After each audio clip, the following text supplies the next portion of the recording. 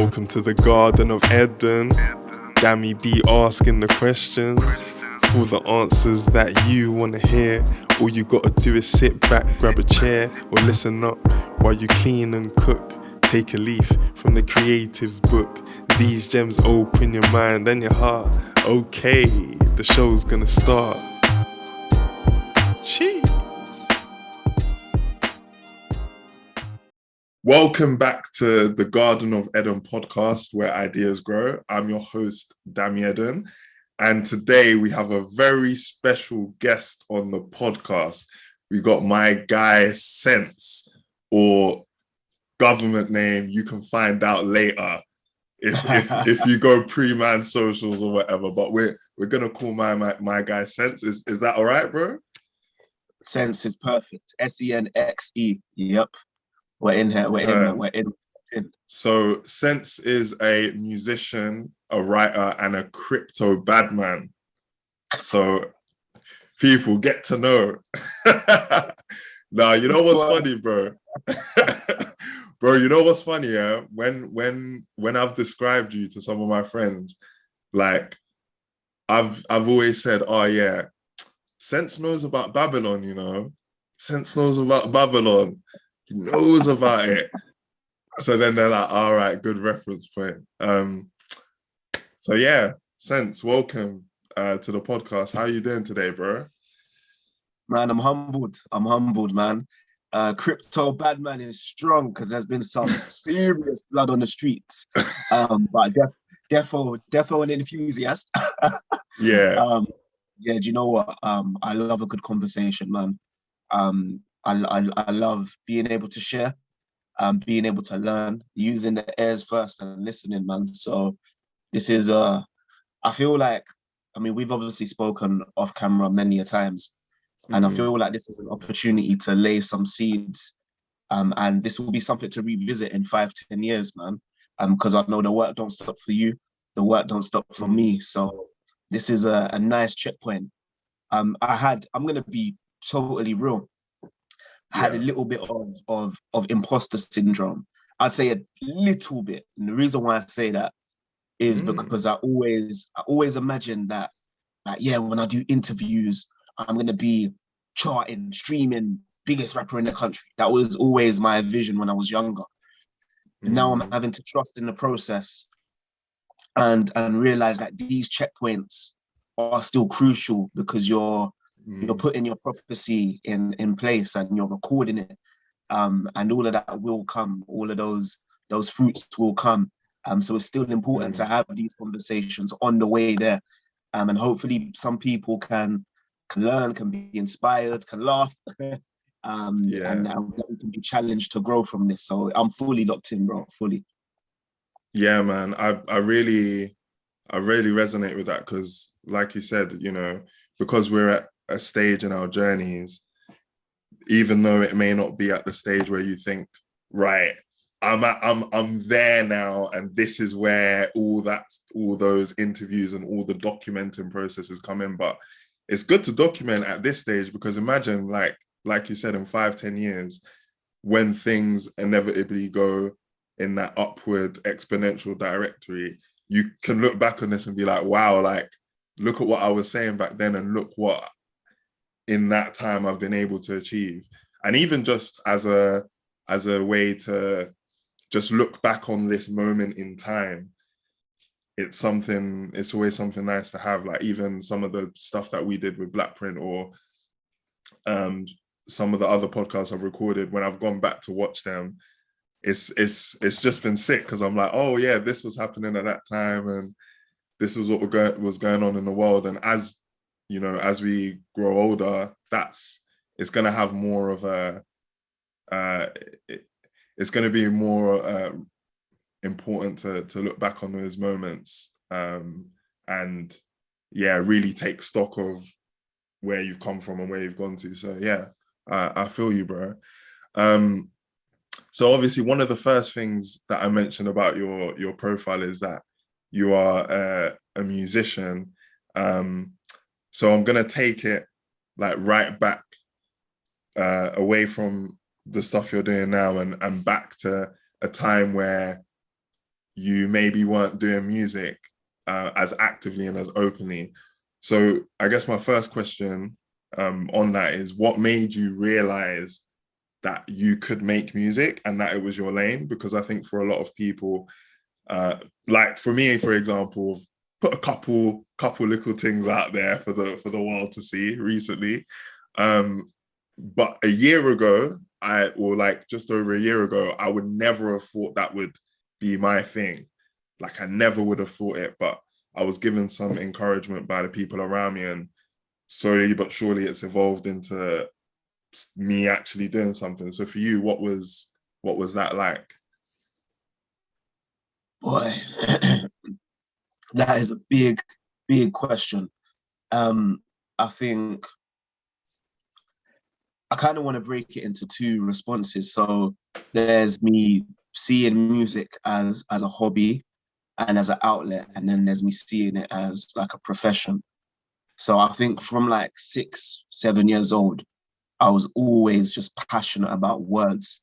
I didn't really care about persona, character, fashion, and all the things kind of associated with the rap industry per se. I just loved words and I found them interesting. Like I remember being set like a poetry task in like year 3, and I got mad into it. Like we was doing like sonnets and learning about syllables, and I was just, it was like a science to me. It was like a science to me. And from there, the passion just grew. But it was more so a hobby. So from 6, I would say, all the way until my late teens, maybe even like after uni, I was just always writing. I didn't really have a concept of how to mold myself into an artist.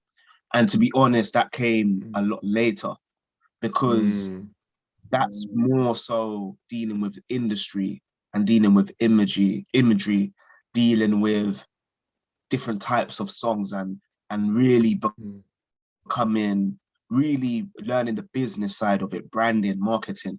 That came a lot later. So I would say 6 to early 20s, like 20 really, was just music was a hobby. It was a passion. I would get on stage here and there, but I was always writing. I don't think I ever stopped. In terms of making music, I would say it's only been the last maybe 3 years. I bought some equipment and I've just been making music. And I've learned so much in that process, man. Like, I genuinely, one story is, I used to think Kendrick Lamar was shit. Like, I used to listen to him, yeah, and be like, nah, that's blasphemy, fam. What? He's, for me, he's top 3 of all time, yeah.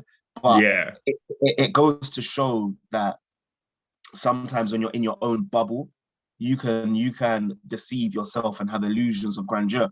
So because I was writing for so long, and I thought lyrically, none of these men are talking to me lyrically. That's what I genuinely thought. I was wrong. But that's what I thought at that time, yeah. So I would listen to Kendrick Lamar and I'll just turn it off. This guy's dead, bruv. It was only when I took a step back, like I took my head out of my own arse, to be real, and I started listening to everything from Kendrick to Mo Stack, Heady One, your rapper online with like 500 views. I will study that as much as Jay-Z. Oh, so you were going across the whole scale of artists. Okay. I went the opposite direction. So I was at a stage where I was competing with everyone I listened to. And I would listen to someone for like 20 seconds, be like, no, they're dead, turn them off. I went the opposite direction, where I was listening to everything.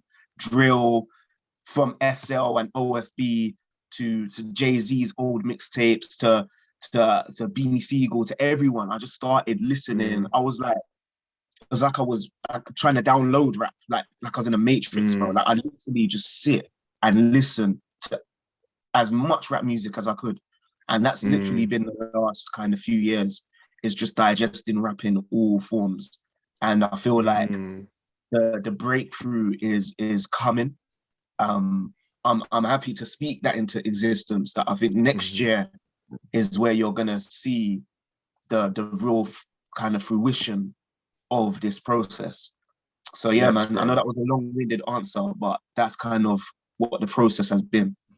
Mm. That's really interesting, because you had it as a passion for so long.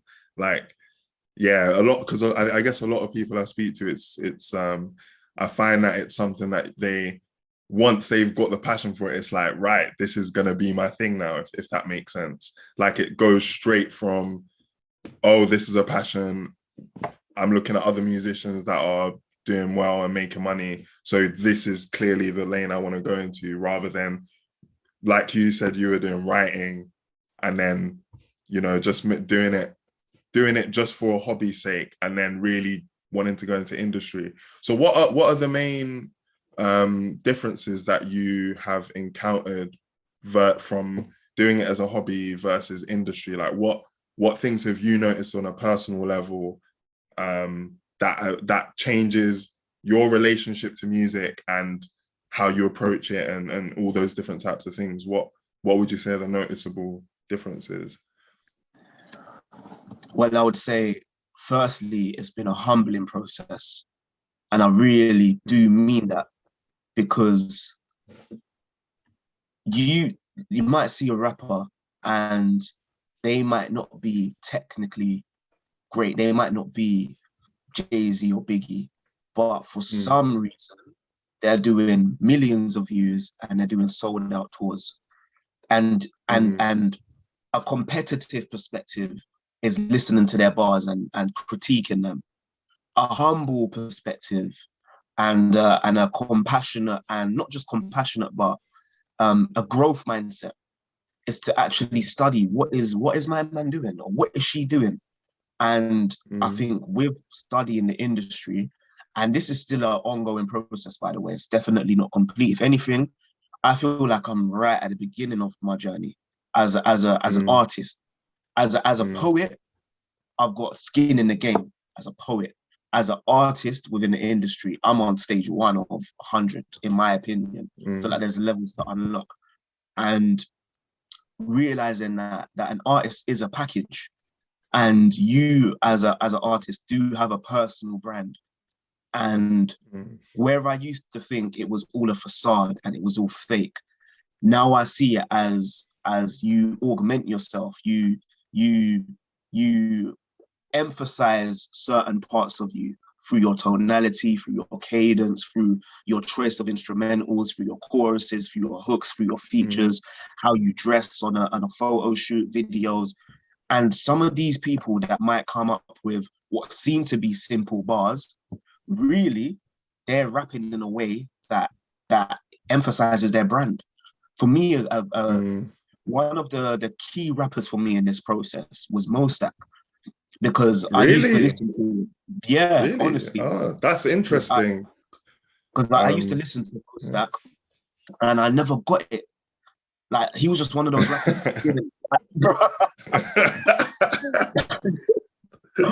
I'll keep it real, bro. I didn't get his style of punchline, his whole. I just didn't get it, and then I just put my ego aside and I just listened to him. How creative he is, how he might roll out his words, how he's creative with these videos, his wittiness, his creativity, and I thought, rah, the rapping it can be so explorative. There's not one type of rapper, because you've got, a man loves rap. I just gotta say that I love rap, from hardcore Griselda and Dark Low and street rap to Mostak and AJ Tracy, to everything in between, Kalashnikov, J. Cole, Kendrick, all of them. It doesn't have to be deep, wavy, sad, aggressive, violent. I don't care, because it's all expression. And I feel like once you really understand that, you can tap into different parts of yourself. So I used to rap very intellectually. Like, if I gave you my old raps, you could read them like an essay. Like, I used to write bars like an essay, and I studied English literature as well. So my bars were structured like beginning, middle, end. Right. And it was a lot, bro. Like I can't even go back and listen to it sometimes. But is that because of the language you're using, or just even just sonically, and it would you say you're restricting yourself in those where you were restricting yourself because you weren't expressing those other parts? 100%, 100%, man. For me, I think rapping was about making a point. It wasn't Yeah. necessarily about how that point was made, because all rappers are making a point. When they rap, you are making a point. But I think the swag, the charisma, the charm is how you make that point. Is how you look, how you dress, how you roll out your words, the little cultural, social references is how you make that point. For me, bro, I did not care how I made the point. If I was writing a track about, if I'm writing a track about colonialism, you need to know that Britain or America's done A, B, and C, and I'm gonna give you cold, hard facts. That's how I used to rap. So your raps were coming like a lecture. Definitely, bro. Definitely. My main inspiration when I was younger weren't Kendrick, weren't Jay-Z, weren't Biggie, Tupac, none of these, man. My inspiration was Akala. I wanted to be Akala, bro. Oh, That's yeah. who I wanted to be from like 12 to 18. Akala, Yeah. Low-Key, those kind of rappers. And I started listening to Kendrick and Mo Stack and J. Cole and loads of different other Jadakiss, Fabulous, Styles P, The Locks, all of this. I started to diversify my mindset. That's when I kind of broke away from kind of academic lecture type rap. So, and that's been a process. It's taken years. I never thought it would take this amount of time, but it's been a learning process. Like I've had to relearn rap, if that makes sense. Yeah. So you've had to, because you were taking your references from one particular, like, you were taking your references from a particular style and only applying that style. And then you've now had to go through, like you were saying now, you enjoy the range of artistry because you realize that you can tap into that range now. So would you say, how would you describe, do you have like a favorite, I guess a favorite emotion or a favorite style that you like to express specifically more than others then through that journey? Or would you say you equally like to express all of them now? Yeah, I say that we're, me and the team and the people that I'm around, we're developing our codes, man. I think one of the codes is raw music. But when I say raw, I mean real and wavy. And just having that, yeah, man, just having that balance. Because I'm even at a stage now where I don't want to hear, me be careful how I phrase it. I don't want to listen to conscious music that feels like I'm just being lectured at or just preached at. It's, you got to have that wavy element, whether that's a little piece of auto-tune, whether that's some just wavy flows in between, whether that's a nice hook. You need that in there because let's be honest, man, the world can be depressing. That is a fact. Just so, okay, when I say the world, I mean media and social media, because really everything is mental. So you got to be careful when you say the world can be depressing, because that's your own mindset saying that. But in terms of social media, mainstream media, and what's presented can be depressing. Man, I don't want to then go and listen to music that's just as depressing, talking about the depressing world. It's just too much. Like elevate, man. Like now I'm at a stage where I want my music to, cool, if I'm going to comment on certain things in the world, that's fine. But make people feel good or be creative about it or and be hopeful, be like, write something different. Cool, the world is a certain way, but what do you want the world to be like? Like one thing that I know now that I didn't know maybe 2-3 years ago is what I want, the world that I want to create. And I think that is going to be very clear once you hear the music. That is the trajectory now.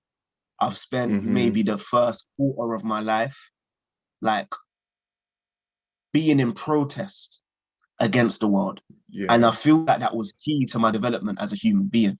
Like from young, from 10, 11, me and my closest brother, Ras Mike, we'd be on the corner, literally on the corner of the road in our hood, talking for hours, bro. That's from 11 years old.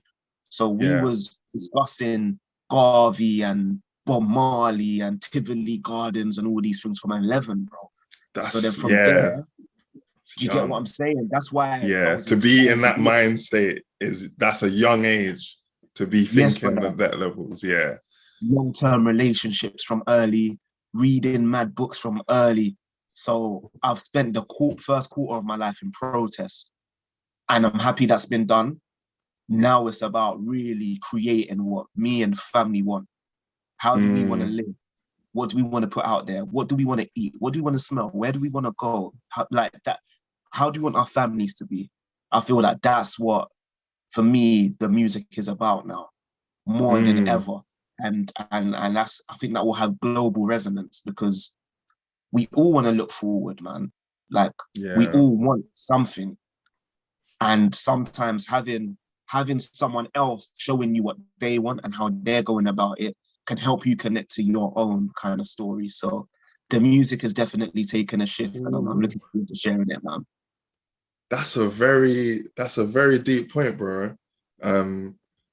Mainly because I feel like you said, I feel like a lot of people, all of us even, we look for hope and faith in life because it's either that or the darkness. And most people will not want to choose the darkness, but find themselves there. And yeah, it really makes sense that speaking on that hope and faith for what you want to create is has the power to resonate. And even just for you, bro, it's really intriguing to hear that switch, because I guess initially you're feeling like the world is kind of coming in and coming in at you, and then you've now switched it and it's gonna now come out through your music, that it's like, no, I'm actually choosing how this world looks to me. Yeah. It's an important switch. 100%, man, 100%. And I think, I mean, bro, we could definitely talk for hours, but I think you start talking about the power of the mind. And I think this is what great people realize at some point. And I'd like to put myself in that category humbly, because there's still a lot of work to do internally and externally. But you realize that it's all mental, everything. Reality itself is a figment of your own mind. And when you start realizing that you are the architect of your own reality and the world around you, that shift is just too mad.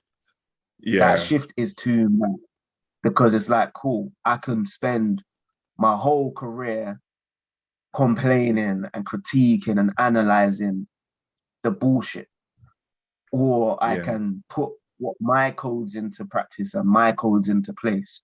And through doing that, I'll meet people like yourself. I'm going to meet other people that are like-minded, and we will create that shift if that's what we want to do. Or if we want to go on holidays and have loads of sex with hoes, we'll do that. If we want to make loads of money, we'll do that. But you attract that. So I'm not in the business of fear anymore. Like I think I was very fearful, and the scary thing is I thought I was very brave. That makes sense. So I didn't even get it.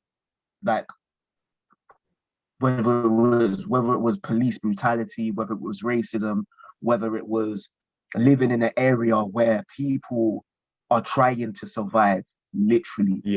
Where you're walking past another black man as a youth man, and it could be on site. Do you know how that's tense. Another person, bro? That's not normal shit, bro. And then Yeah. you're making music from that perspective, thinking you're brave, but you're scared. It's mad. It's like the Yeah. level of deprogramming that has been necessary. I'm happy that it's happened this way. Like sometimes I look at Mm. some of the rappers and they're like 17, 18, 19. And I think it would have been nice to have maybe blown at that age. But I feel like knowing who you are and knowing your codes is the longevity, man. It's that Yeah. longevity, and it's that holistic kind of Mm. synergy between on the mic and off the mic. For me, now it's one thing, and I couldn't even say that a year ago. So Wow. yeah, it's all about the mind, man. It is all about the mind, definitely. I mean, Yeah. how is it like babies born across this planet? They're born in Russia, they learn Russian. They're born in England, they learn English. Born in Spain, they learn Spanish, bro. Like the Yeah. mind is powerful. Like stem cell research, stem cells can Yeah. become anything, bruv. Anything. Yeah. You can make like brain cells out of stem cells. You can make kidneys, organs. Like we have the potential to be anything and do anything. But then this is Mm. where you move away from the potential to the action, which is obviously the discipline. It's the Yeah. consistency, the grit. So Hmm. there's so much to it, man. Yeah, bro. This is actually on a side note, this is blowing my mind because recently I've been on a personal level, I've been deep in like the matrix and programming and like um oh shit, I think my camera's frozen. All right, we're back. So yeah, I've been deep in like the matrix and like programming and how like we're like, oh my god, I'm doing shit and it's because I've been programmed to do this. When this happens, I do this, and just realizing that that's going on, that raw, everyone's just agreeing to something and we're just moving in that direction, and realizing that I've chosen to agree to this thing, and that with that then also comes the power now to choose where you go. And I guess the discipline allows it to be programmed that that's the direction you go in.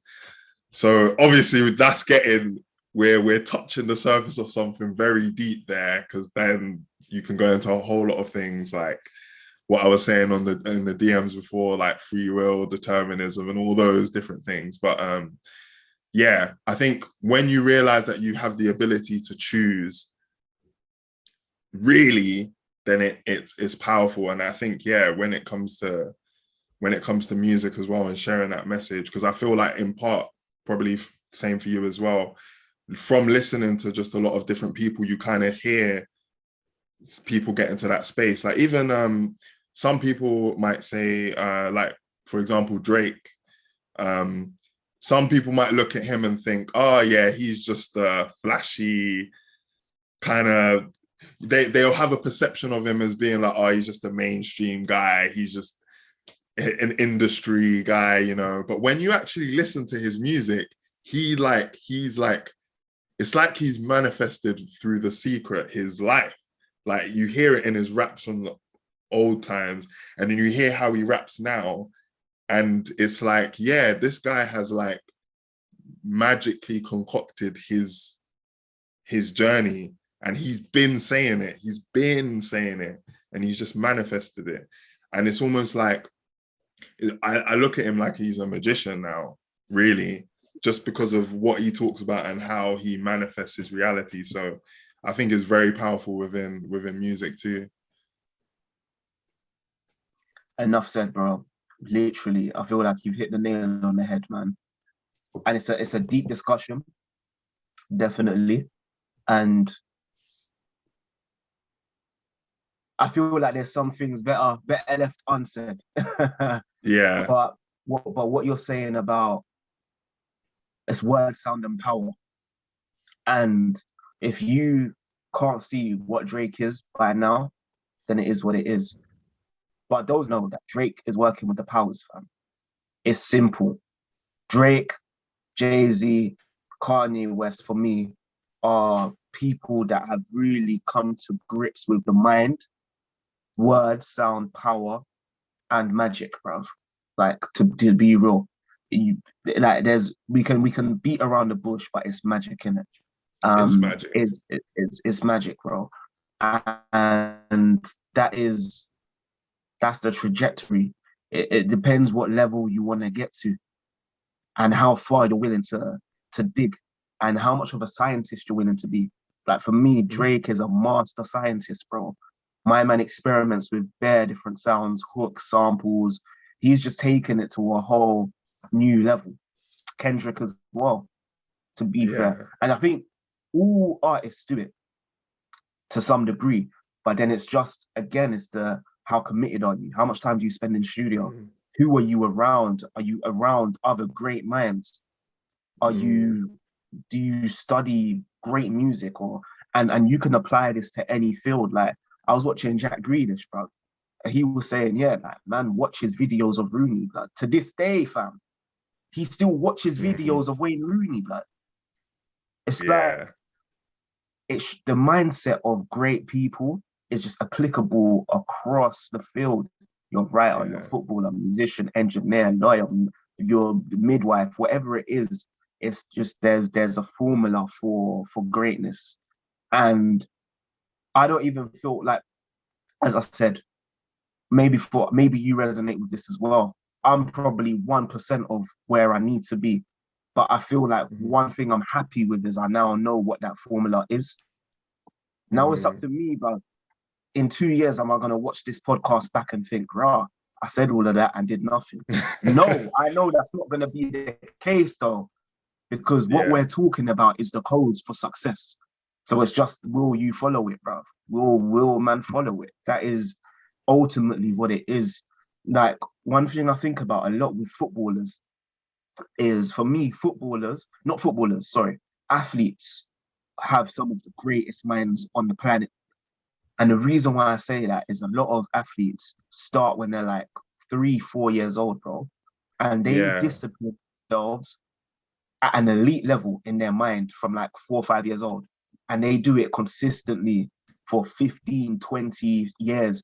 People like Cristiano Ronaldo, bro, you're talking 30 years, bro, at an elite level. Like, sometimes I really think like how powerful their minds are. It's crazy. This is why they get paid so much. Because the average person is not willing to do that, bro. They're not willing to get up every day and work hard, train twice a day, eat healthy. You might go out with your man, them. You can't have no drinks, blood. No chips, no fried chicken. It's a veg and salmon thing. Like, that level of discipline is scary for most people.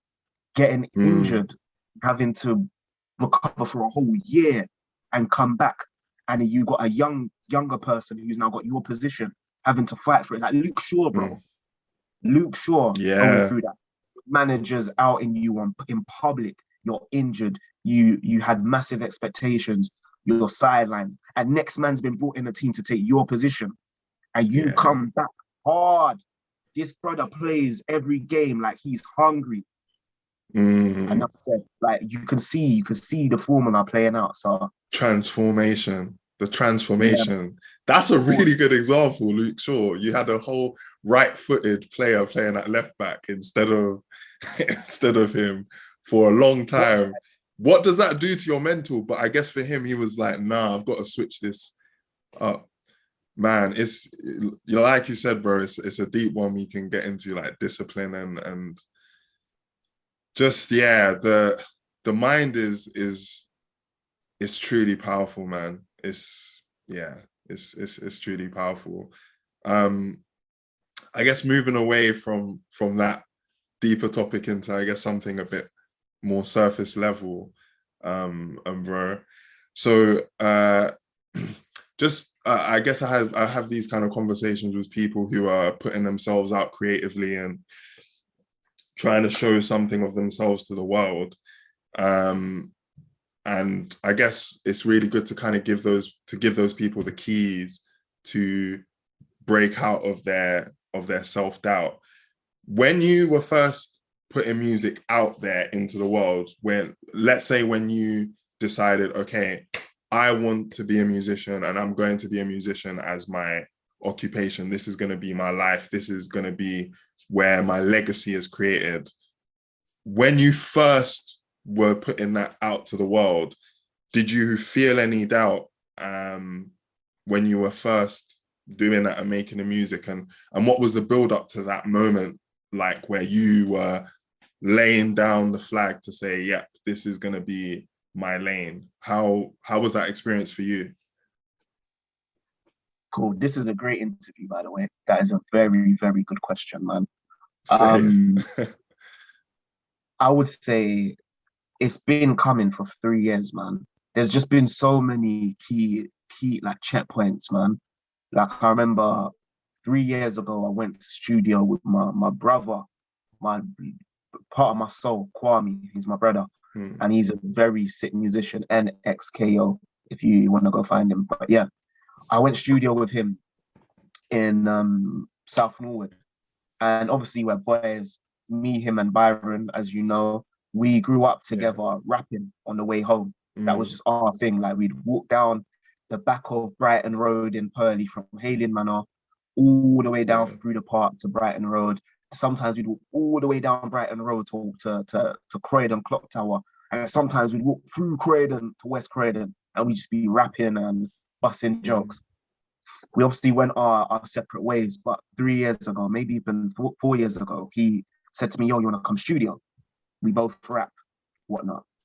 Little did I know, my man has been recording all this time, and I haven't. I've been writing, and this is what you learn. Recording is a whole new lane to writing, bro.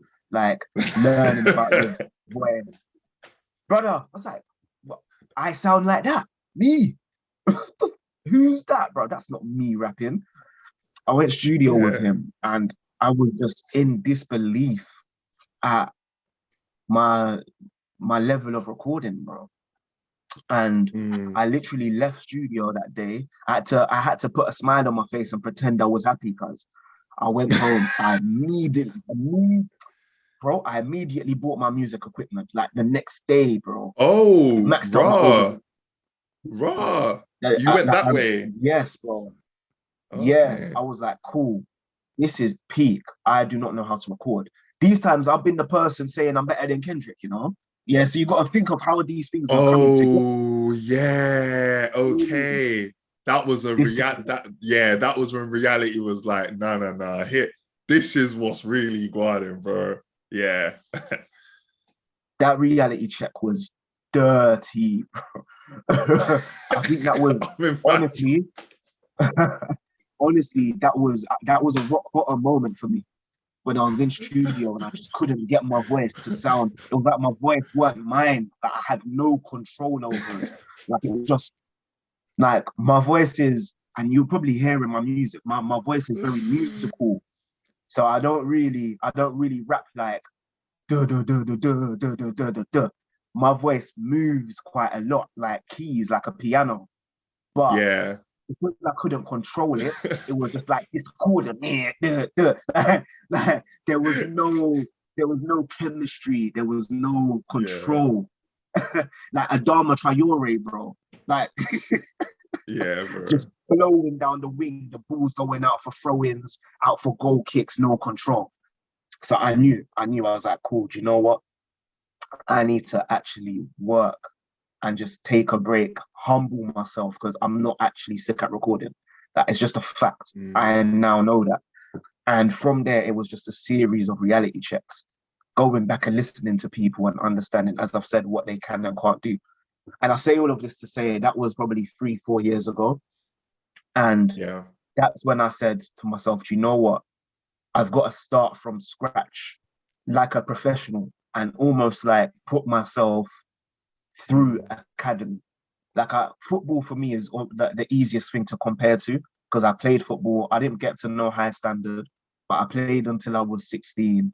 So some of the principles of training and coaching come from football for me. Both my younger siblings play football. So I was like, cool, I need to treat myself like I'm 4 years old and just make music and learn how to write, to record a verse, record a hook, record a chorus.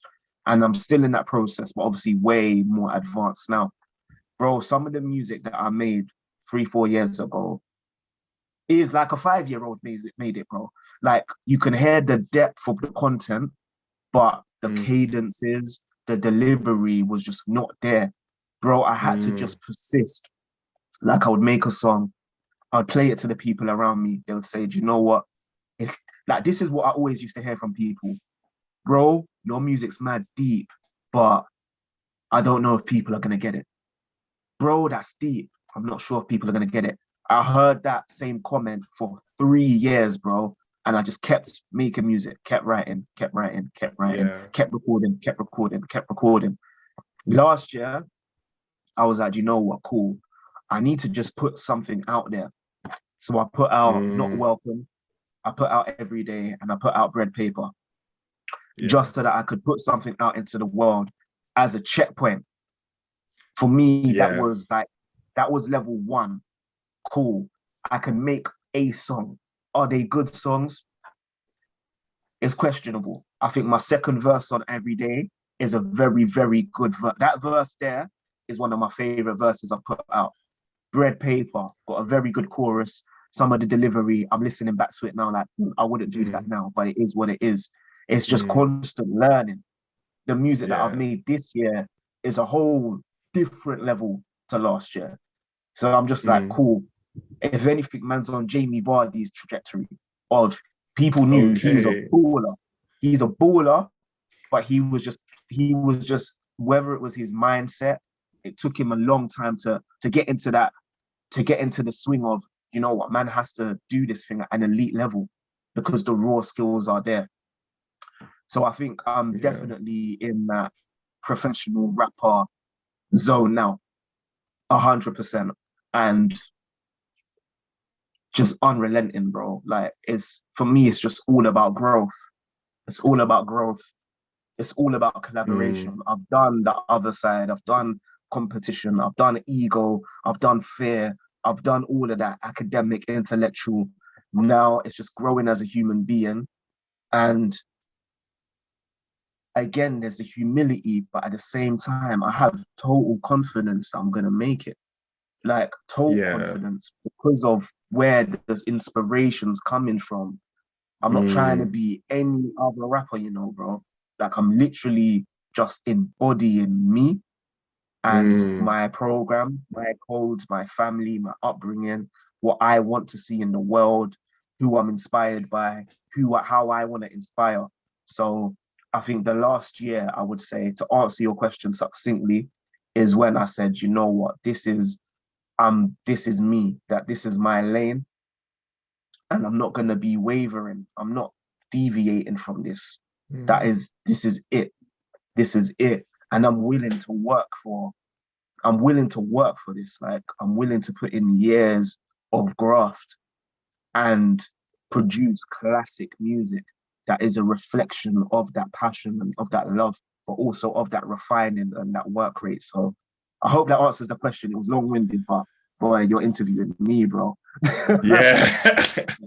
Bro, I love it, fam. There's a lot of gems in there, man. There's a lot of gems. I mean, even I was gonna ask you later on, like, even some of the, like, the biggest lessons you've learned, and especially because one of the ones I've had recently as well is when you jump in the studio and you actually hear what your voice sounds like, and you'll realize, rah, I wanted the delivery to sound like this, but I'm sounding like this, and then I'm too loud and I'm clipping way too much, and it's just all a mess. And when you put it into context with the fact that you thought you were better than Kendrick at the time, that must have been a mad dose of reality. But then in the same breath as well, because I feel like with a lot of people may have responded by just dropping the whole thing, like being like, oh, rah,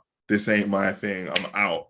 But you went and bought music equipment straight away, which already says quite a lot, and even says quite a lot about the approach maybe people should take instead of maybe fearing that reality check, is diving right in and attacking that thing. Because now you would agree that the competency level within the sport or the skill of music has drastically increased, right? From that moment. Yeah, 100%, man. 100%. It's definitely trust in the process. And also like knowing your process, knowing your lane. Like for me, that moment of saying, you know what, I need to go through, like, I've listened to all of these rappers talk about when they started making music, their music was dead. And I was like, do you know what? As much as you think, yeah, I'm the exception to the rule, like I'm just gonna come out and my music is gonna slap. I had to say to myself, you know what? There's probably a reason why your music is dead at first, isn't it? And it's just musical IQ. Like you just haven't made good music. It's just that simple. You haven't written enough verses. You haven't recorded enough songs. Like listening to Kendrick's talking about being with Schoolboy Q and Absol, them men are chilling in the basement, just banging out songs, bro. Like most of those songs never came out. So I was like, cool, I gotta go do that then, innit? Like a lot of these footballers, again, I know it's always a football reference, but 99% of the shit they do in training, you don't see it, blood. You don't see the coaching sessions, the training, the things that they get wrong. You've got to get a lot wrong to get like one thing right. And I've seen it with my own development, how I might make like 7 tunes. Yeah, this was back like a few years ago. I make 7 songs and it seems like there's no progress.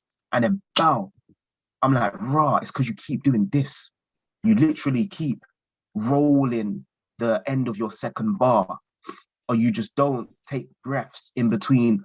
Like your IQ develops, and this is what it is. Is that is I would always say just start when you're young. Like that is just the best advice. Personally, as an artist, I started later in life, but I was able to learn different things that now feed into it. So it's neither here nor there, but you have to just go through that stage of being shit. I honestly think that, you know, with anything, investing, relationships, anything, like you're gonna go through a phase where you're just maybe not that good. Even people that are gifted at their peak is probably different to when they started, even though they're gifted.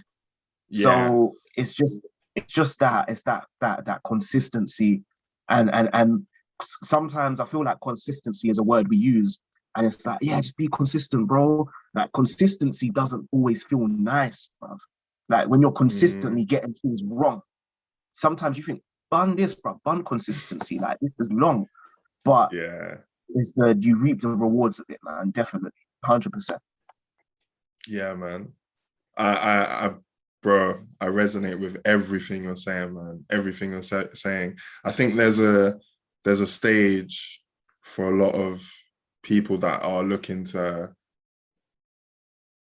achieve in the world when they have to realize that that is really it. Like, I guess a lot of people might think that someone had something here or something that's helped them get to a certain point, or something that's given them a secret pass, and you know they've had this leg up here and that leg up here, and actually in reality it's just putting in the work, man. Putting in the work and going through those uncertain shit moments where you're doing the thing for so long and putting so much effort in and putting effort in and putting effort in and not getting a return. And then, you know, you reach a level where oh, right, and dropped off. There we go.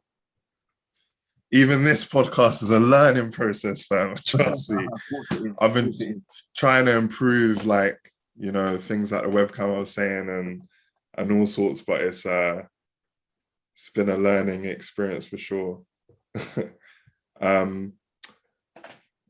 Right. Sorry, where did we drop off? Where did you drop off at? You was starting a point. Right. And so my last point was on consistency, and then you was like, I was starting to see, and then it literally cut. Right. So I don't know what. Yeah. So I guess one of the things that I noticed was that when you look at people who want to achieve, you start to see that consistency within that thing, and you have to pour in that effort for so long and be so uncertain with how things are going to turn out, and do that for such a long period of time before you start really seeing the fruits. And everybody has to go through that. Oh shit.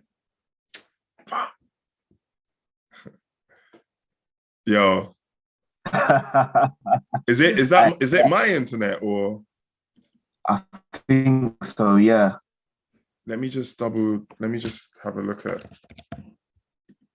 broadband speed. It's weird. It's not saying it's. You know what, it's a pleasure to be part of the process, man. Is this something that I mean, maybe I can ask you when we're recording, but is this potentially a career for you in terms of going into interviews and doing it on a major scale, or is it what's the vision? Yeah, I guess the vision is for this to be a platform for me to speak to people that I look at and I see what they're doing, and I value the journey and the process that they have and their level of creativity or the way their minds work. Like, and if that can become a career, then great. Like I look at Chucky at Half Caste, and I see the things that he's been able to do through his podcast, and what he's been able to create through that platform, even though initially they were just having a conversation, and how it's evolved to him being able to work with JD, go and do documentaries with Vice, and all these different things. So for me, I'm doing it, and I enjoy doing the podcast anyway, and I'm curious to just see what evolves out of that. So yeah, that's I guess that's the main reason for me choosing this lane so far. And then I guess through it, I've tried other things, like even with spitting bars, like that was just through doing the podcast and hearing people go, oh yeah, I just started this thing. And then I just kept rolling with it and kept putting the effort in and time in. So I thought, all right, I'll try that then. And yeah, man, it's always really, like, on a personal level, I just learn a lot from everybody that I speak to and their experiences and what they've gone through, and it just helps me as well. And yeah, it's good to even look back on some of the conversations too, like when I'm having moments of difficulty, or there was a point that someone made that hit me, that resonated with me so much at the time, and now like I want to go back and take that message in, so I deep it at a different level. So yeah, that's what I get from doing the podcast. So yeah, we'll see where it unfolds. But I'm sure that if I keep doing it, and if people are enjoying it, then eventually it's gonna lead to some fruit. So yeah. Yeah, you can't understate the value of adding value. Sorry, you cut out a little bit while you were speaking, man. I didn't hear your last. Yeah, man. No, I was just saying the power of conversations. And I just think it's, I mean, you ask the right questions, and I feel like that's what adds value. So having these different guests on and continuing in that vein, I can just see it. I mean, it's not always about quantifying things through followers or likes or money, but if the Mm, information is out there, eventually it will be sought out. So mm. yeah, man, really, I'm really enjoying this. And yeah, I'm looking forward to seeing more of these conversations as well, bro. No, I appreciate that, man. Like fully. Um, yeah, I think this is gonna be a sick one, even just what we talked about already, bro. Um, yeah, I guess because I do have a few different few other questions that I have for you. Um, I guess one of them, and maybe you've touched on it already, uh, through like the conversations the topics we've already discussed, but was there anything that you have actively, like what active steps did you take to improve your skill set? So I guess for as an example for me, with podcasting, one of the things that I've done is to understand what the differences between a conversation and an interview are, and seeing what the nuances between those are. So, like a classic like TV interview, what are the good things what are the good elements there? Watching those, finding what the good elements are there. What are the things that are lacking? And I feel like a lot that I saw that lacked there were the depth of the questions in terms of developing a point and then leading that into a question, for example. And then looking at other podcasts and what environment creates a conversation, and picking up those elements so that I could make the podcast as interesting as possible for people listening. So for you, in a musical sense, what kind of things were you doing actively that then you started to tap into your own creative process? It's interesting. I feel like I had to kind of tap into me first. So as I've said, um, I was rapping from a very academic point of view. And I Mm-hmm. think I had to kind of expose myself to different aspects of myself. Like when I left uni, I immediately went to Africa for 3 months to do development Mm-hmm. work because I knew like already I had been in a bubble my whole life, but that bubble, I was in multiple bubbles, man. Like it was bubbles on top. It was like Russian dolls because I had the bubble of my home, but then I had the bubble of Croydon, then I had the bubble of academia, then I had the bubble of relationships. Those would be the Mm-hmm. main ones. Like I was just in those different programs, and I knew I needed to leave to develop myself, which is key to the music. Mm-hmm. Especially if you're being like an artist that is original and you're really talking your truth and your thoughts and your ideas, you got to also develop yourself, and your truths will change, your ideas will change. So traveling was a big one for me. Exposing myself to different people. Like my last few years, I've worked with some of the most vulnerable people um, via my job as an employment advisor and work coach. So Mm-hmm. exposing myself to the most vulnerable people in the environment that I live in has definitely helped to shape my understanding of trauma, of fear, but also of hope, of progress, action planning. Um, Mm, and then I think on a musical level, just being open, like I genuinely will listen to any song and just I'll try and enjoy it first, purely as a lover of music. But okay. if I'm not enjoying it, I then try to at least understand it. Like, what is this artist trying to do? Why are they playing those chords? Mm, Why did they choose to have a piano section here? Why did she sing on the first hook but not the second one, or the second one not the first one? Like, understanding the science and maths, even if I don't feel it in my heart. So I think it's just been a holistic process. And I think definitely key to all of that is just stepping away from fear and stepping into just growth constantly. Like every second of every day, just try and grow. Even if something goes wrong, rather than getting anxious about it and getting upset, it's just cool. Like you're obviously gonna have those moments. Sometimes man have to lick their wounds and just cool, you know what, that was a bit peak. Yeah. To just cool off. But more so it's just cool. What's the lesson here? What can I do differently? Boom, let's move. And all of what I've just said feeds into the music. How I approach music. I don't try to be right anymore with my music. Like I just try and make it feel good. Like, do I actually feel good saying this stuff? Does this stuff come from within me? Does it resonate? And I'm honestly just at the beginning of that journey, man. Like genuinely. Yeah.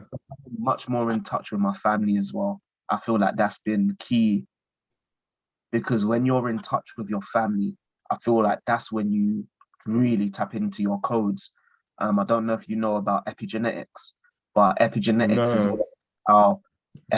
is all about how your environment helps to express certain genes, and those genes obviously contain information that is played out in real time. So when you tap into the environment, a lot of us tap into maybe the hood environment and the fear and the trauma and the crime, the vibe. But tap into your family, bruv, the love, the community, the unity. And I've been tapping into that a lot more. And that's helped me to elevate my music. Wow. That's not something I've heard expressed like that before, actually.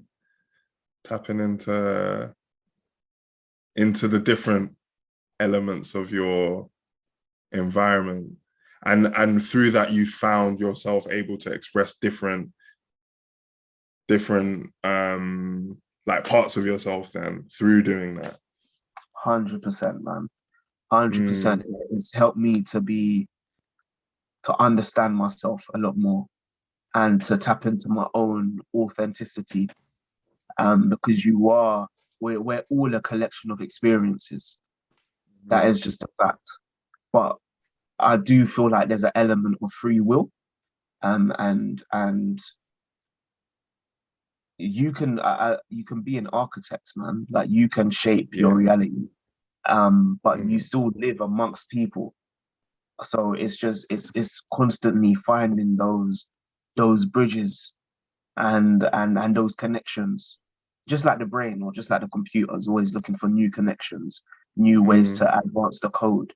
Like a lot of us, bruv, your MacBook might have a software update, bruv, like occasionally for an hour, or your phone. Blood, I just try and do the same thing with myself. Like sometimes I might just like, bruv, I'll just sit in my room, in the dark, and I'll just think, bro. Like I'll just be thinking about the last week or the last couple of weeks, and I just download information. I'm like, oh, raw, that happened. Raw, that's why I was feeling like that the next day. Or shit, man's been slacking with my diet. That's why this is happening. Or cool, man's just constantly trying to update the software, because you got to think like phones, computers, gadgets. A lot of these things are based on the brain. Like they use the brain as a template. That's what they're trying to recreate. Like, and they're trying to also, whether it's right or wrong is a whole nother discussion. But the whole new thing with transhumanism is about bioengineering. It's about connecting your brain to computers. But the computer is based on the brain.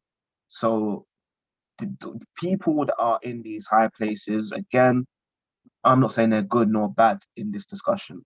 They understand though that psychology and brain and neural connections and memory and this underpins the power of human beings. Obviously, there's the heart-brain connection as well, which is powerful. But I just try and architect that for myself as much as I can. And again, I feel like there's so many more levels to it that I'm just trying to uncover in real time. Even this conversation now. uncovering different aspects of it. So yeah, it's just how you, like, for me, I know rapping is just how I'm applying all of these teachings. Yours might be podcasting and rapping and football, for instance. I've seen you do all of those things. Someone else is whatever, being a doctor. But the underlying principles of the brain and the heart and the connection between the two as well is just consistent throughout society and mankind. It's just how much do you tap into it? Like you mentioned the Drakes, for instance. I know we might be going backwards, but backwards to go forwards. For me, he's someone that he overstands that brain heart connection to the T. Because my man will have a couple tunes on his album where it's just for the gal, or it's just to do with love. Or even in a verse, he might talk about ex relationships and old flames. But the next verse, he'll be talking about taller in person you'll see when we meet. Do you know what I mean? He might have a bar where he's flexing because he overstands that his listeners want to see him flex and they want to see him be a boss, but they also love his vulnerability. He's got the science to a T. And that for you to know that science is for you to tap into it. It's for you to tap into it within yourself first. Like the man comes before the music, or the man comes before the football, the man comes before the podcasting. So the depth of your own understanding will then flow out into whatever you do in the world. So yeah, I don't know if I'm answering your questions. I'm trying my best, bro. Bro, I feel like this is one that I'm gonna come back and listen to like again and again, because you're striking a chord. And although I know it's there's a lot of depth with your answer, is for those who can hear it, and understand it, it will help massively. And in answering the question, because then you go that way into the depth and you have those realizations, which then transform your being and then comes out through the skill set and manifests through how your output is in XYZ field. Yeah. 100%. Yeah. For those listening, if you're clocking it, run with it, man. Run with it. I beg. So on I guess on a similar vein, through you tapping into the different environments that you had available to you, I guess that involves that coming out through your music. And I wanted to ask you how you felt about this in particular. So I did a freestyle that I posted on Instagram last year, which was about some things that involved like my family and, you know, the police and police brutality that happened in the 90s. And, you know, the fact that unfortunately a relative of mine was a victim, a fatal victim of police brutality in London. And I went through some weird kind of emotional roller coaster, like sharing those things. But it also felt like I needed to, for my own, I don't know, it just felt like it was something that I needed to express and put out there. And, you know, listening to one of your tunes in particular every day, which is in my deep bars playlist. It's there. So I hear it quite a lot. And, you know, you express some deep things that have happened in your life, like even just you know, the anticlimax of education when you got your degree, and it was like, wait, this wasn't the thing that was supposed to unlock everything in life. You know, finding out, correct me if I'm wrong, by the way, but finding out that the person who raised you wasn't your father. Is that one of the bars you had? And then your dad having cancer as well. All these really deep things, bro, like deep things to put down on wax. How do you feel about sharing those things? And is there like an active like battle within you when you're like, maybe I shouldn't say those things, or maybe I want to keep those under wraps? Or is it a natural process for you to say, listen, this is me expressing my authentic self, and if it involves these things, then yeah, I'm gonna put it down? How do you how do you go through that? How does that feel for you? Well, that's another solid question, man. It's so complex because I don't plan like what I'm gonna write most of the time. Like I'll listen to an instrumental, or I'll be in studio and working on music with a producer, and certain things are just evoked. Like it's just a natural process.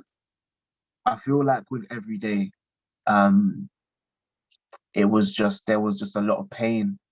I can't lie, man, and that song was therapy for me. Like I don't listen to that song often because it's just so much pain in that song and so much trauma. But it needed to come out. So I think at that point in my creativity, it was just about expressing my true authentic self. I think I would go about putting out that content differently now. And I've had to have difficult conversations with my family, because for me it's important that if I'm going to be putting out family trauma and family secrets, that there are conversations, and they should know before anyone that this is in the music. Like I always play my music to my family first, especially really? especially when it contains information, because not just my life. Like this is the thing, when if you are being true to yourself as a rapper, like when I talk about bro did this, or I did this, or me and the family this, or I'm really talking about my people then. Like I'm gonna go link my man after this podcast, or this is my blood brother that I'm talking about. Like it's no fabrication. I'm talking about did well in my education, but it's an anticlimax and those things. I'm really talking about me. Talking about my biological father had cancer. I'm talking about my life, bro. So as much as there's the poetry to it, it's really real. And there's a part in Everyday, where I talk about, I think it was one of the end hooks, where some of my friends don't know what I've been through, but some of my friends have been through worse. Like it's really, really real. That I've had people in my life from beginning of secondary school that don't know 5% of what I've been through. And there's still people I see today. But I know people, like, it's just the unique. I really feel like it was a unique upbringing, kind of being raised in Croydon and being the eldest in my family, having such a close relationship to my parents, learning certain truths. And for me, it has to be in the music. But there's also strategy, and there's creativity, and there's artistry that can elevate it from pain and trauma into just something magnificent and beautiful. And I feel like that's a process of alchemy. And I'm in that process. I'm learning how to become a master at alchemy. And music is my way of doing that. Learning how to transmute pain into gold, man. And people do that in different ways, man. That's such a sick way to think about it. Transmuting pain into gold. Rah. And I know you said you would change the way that you put a song like that out today. What would you change, if you don't mind me asking? Is that like, would you change the level that you're putting out, or is it just the delivery or the tone? Like what? I think it would be the delivery. Because when I listen back to Everyday, I think that song is like all pain, fam. The whole song. I would maybe do it differently now. Like I'd maybe work with a singer, or I'd keep it balanced, or there'll be more nuanced storytelling, or I've changed from there, to be honest. I'm not that same person. Like when I listen to Every Day, it's like it's me at that time stamped on wax or stamped in code. I don't feel the same way about those same topics. Like whether that's Right. academic, going through the academic system, whether it's what happened with my father, whether it's what's happened with my family, whether it's anti-climax of life, whatever. I feel differently about all of that now, which is why I love music, by the way, because I like to make music from this is how I feel right now. And I'll make the song. I just want to make that song now. And then, but I'm always growing. Like there's music I made a month ago that I'm like, bro, that's how I was feeling then. Like I've changed. Like I'm changing every day. So it's, yeah, man, it's wonderful. It's wonderful. I have no regrets. Like I listen to Every Day, Not Welcome, Bread Paper, and I'm like, I've got no regrets about making those songs. I wouldn't make those songs again, and I couldn't. But that's the whole point.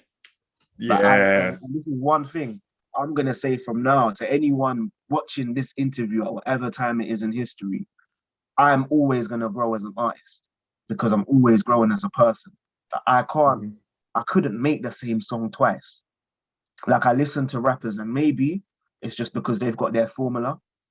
They know what works for them, and fair play. My formula is tapping into who I am and allowing myself to grow musically and as an artist lyrically. So I will never make the same two songs. It's just not, that's not in my code. But for those that it works for them and they can make the same song 10 times, pretty much, that's on them and that works for them. But I know that I'm a different kind of person and artist to be frank.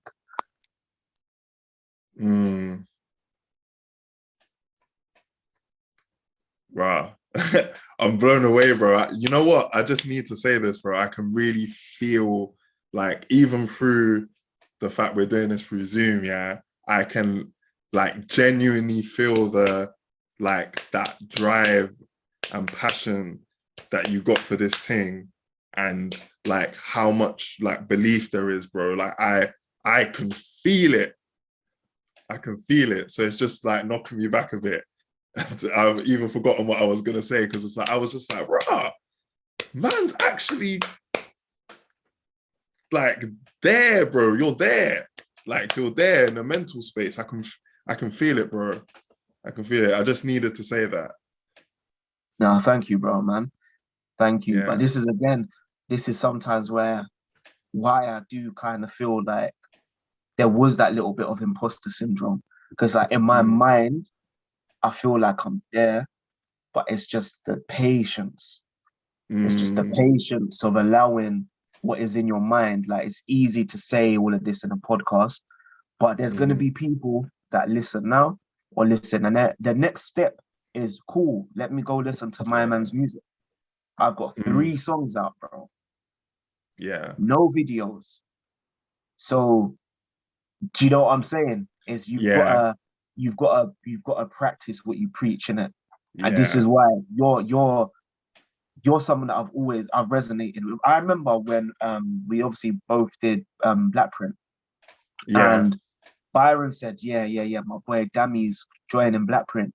And I was like, what's he like? That was my first question, because I'm thinking about the Yeah. dynamic and chemistry. He was like, yeah, you're gonna like him still. You men are gonna get on. And the way he said it, like he said it as a cold fact, bro. Like sun, moon, bread, butter, you, Dami. I was like, okay, cool. Yeah. I'm looking forward to meeting him. As soon as I met you, I was like, yeah, cool. I get it. I get why men said that.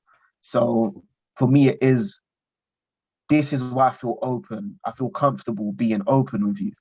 But generally, outside of this, like I've deleted my socials, like I was saying to you the other day. Yeah. Now I just want to put everything that is being said, I just want to put it into action, because Yeah. I feel like that is the strength. Like when people hear all of this and then they see you putting out music to that same level of what you're saying, that's when it fully connects. And that's the point. That's what the next year and a half is for me, is about really having that connect between what I'm saying and how I think and what I'm doing. That is for me the next year and a half. Like if we were, it'll be great if we could do an interview at the end of next year, bro. That would be great. Bro, part Because I feel two. like that part two, there will be the evidence, the results of this thinking, I feel like will be in place humbly. As someone that wants to serve the community and serve the family and serve the planet, but also grow, I feel like the works are being done, and that will be a nice checkpoint. 100%. Look at, I'm booking myself in for an Yeah, bro. Part two, December 2022, bro. So powerful. It's there. I've noted it down. Star and everything there. There we go. It's funny you say that though, because recently I was watching a documentary about Charlie Sloth, or not even Charlie Sloth as we know him now, but it's like an old documentary from like 2001 or 2. I can't remember the name of it, but basically was exploring like musicians at the time and what they were going through in their trials and tribulations. And Charlie Sloth was in this documentary, but this is him way before One Extra and Apple Music and all the things that he's been doing. This was a guy who was, I mean, he was in the hood. He was in, I think he was in Camden. And in this documentary, bro, he was up to fuckery, like robberies, burglaries.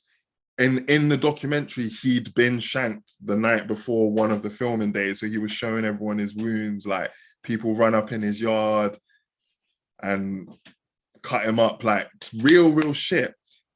However, in the documentary, he was saying, yeah, man, I'm gonna do my thing. Like, all right, I've left the hood now, I moved out to the suburbs, and now I'm doing my thing, and trust me, like, he was talking with so much conviction, and it was mad seeing it, because I've only known Charlie Sloth as this big industry guy, etc. But when I watched that documentary and I watched the conviction he had at that point in time, even though there wasn't really much for him to necessarily look at, I really noticed that conviction and belief that he had in his ability to succeed. It was like he'd already won, because his mind was like, yeah, I'm here now and I'm gonna do this. Like, I'm here.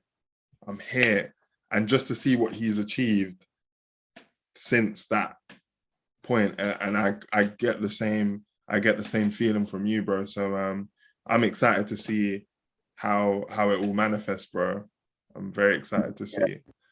Likewise, man. I try and one thing I try and live by as much as possible is I live life in reverse, innit? So I kind of look at what is it that I actually want out of life, and then I just try and live life based on what those steps would be, like live backwards from that. So if, for instance, it's putting out a classic project next year, that is something that I'm working towards. A classic project. How big it gets is how big it gets. But whenever you listen to that project, you know, that is high quality music. Cool. What do I need to be doing now then? And I just try and do those things, bro. It's like with gym, innit? If you're trying to do 120 kilo bench press, you need to be cool. If I'm only doing 80 now, what do I need to be doing in a week? What do I need to be doing 2 weeks? Okay, cool. If I want to be doing that in a week, how much protein do I need to get? Cool. If I need to get this amount of protein, what food do I need to have in my fridge? Cool. If I need this amount of food in my fridge, do I have enough fridge space? Cool. If I don't have enough fridge space, am I going to have to go shopping twice a week? Cool. If I've got to go shopping twice a week, do I fit that into my schedule? That is, you literally just try and live life in reverse, but it's discipline. I swear, like, that's just the key word, bro. Rain, snow, fire, brimstone. I just genuinely think it is just the discipline and that's where, if you know you can discipline yourself, bro, I think that gives you the conviction, bro. Fully. So yeah, man, that conviction is key. Like, that conviction is key. And if you don't believe it, what are you doing, bruv? Like, Yeah. real talk, you don't actually believe you're gonna get there. Bruv, man know about the placebo effect. Like, that's the Yeah. power of beliefs. Like, people have healed themselves from all kind of ailments, cancer included, Yeah. through just the power of their own minds. Like, people, certain religious leaders have created whole cults through believing that they are God and getting other people to believe it. Like, Yeah. oh, it's deep, bro. It's It's so deep. it's bro, the mind is, yeah, it's, the power of it is truly incredible. And it's weird because it's always kind of right in front of us, but we don't really give it as much credit as we don't give that power as much credit as we really should as a species, even though it's right, like it's right here. It's right here with us. It's right here, bro. Yeah, it's crazy, man. Because And we're distracted. We're yeah, distracted, man. Like, the attention that we could be giving ourselves, we give to other things like mm, sport, entertainment, we're online, Netflix, all of these things. I'm not saying, again, man, these are objective. I'm not saying these things are good or bad, but we just give our power away all the time. Like, sitting yeah, on socials, just doing fuckery, like, just doing, yeah, like, we just don't give ourselves enough attention, don't give our minds enough attention. And a lot of us, we're not giving our minds the, like, enough food, bro. Like, cool, a lot of us work, but that's not feeding your brain necessarily. It's utilizing your brain power to make someone else money. And cool, that's how the economic system is set up. And a lot of people are maybe not happy, but they're content to play that role because they get their pay packet at the end of each week or each month. And there's no judgment on that. But the point is that that is brain power that is being yeah, directed outwards instead of inwards to manifest through your own kind of actions. mm, And I think that's one of the most dangerous things about being a worker. Like, it is what it is, man. There's gonna be people that are happy and even grateful to do a 9 to 5. And there's no condemnation of those people, man. If you've grown up poor or you've grown up in survival mode, like, just being able to work and make money and feed your family, kudos to you, bro. Man's not here to judge these people. But in terms of that genius and that potential we have, where mm, we're giving away our brain power, giving away our energy, what we could be creating on a level of ingenuity and originality yeah, is it's just taken away. yeah, And man, it's sad. It is sad, bro. yeah. Bro, I hear you, and I'm a big victim of it now. Like I can comfortably say that I'm a big victim of getting caught in them in those distractions, man. I, yeah, this conversation is gonna help me as well, bro. So I appreciate you highlighting this because yeah, we give a lot of it away, man. We give a lot of it away, and when you really deep it, like really deep it, like you said, the fact that our minds can cure madnesses where people have been researching for decades on how to cure something, and because we believe that it's cured, that there it is, like it's happened for people. um so yeah, man, just another little nugget for everyone listening. Like, if you didn't clock it already, it's all in the mind. If you didn't clock it already, I'm just gonna summarize, it's all in the mind.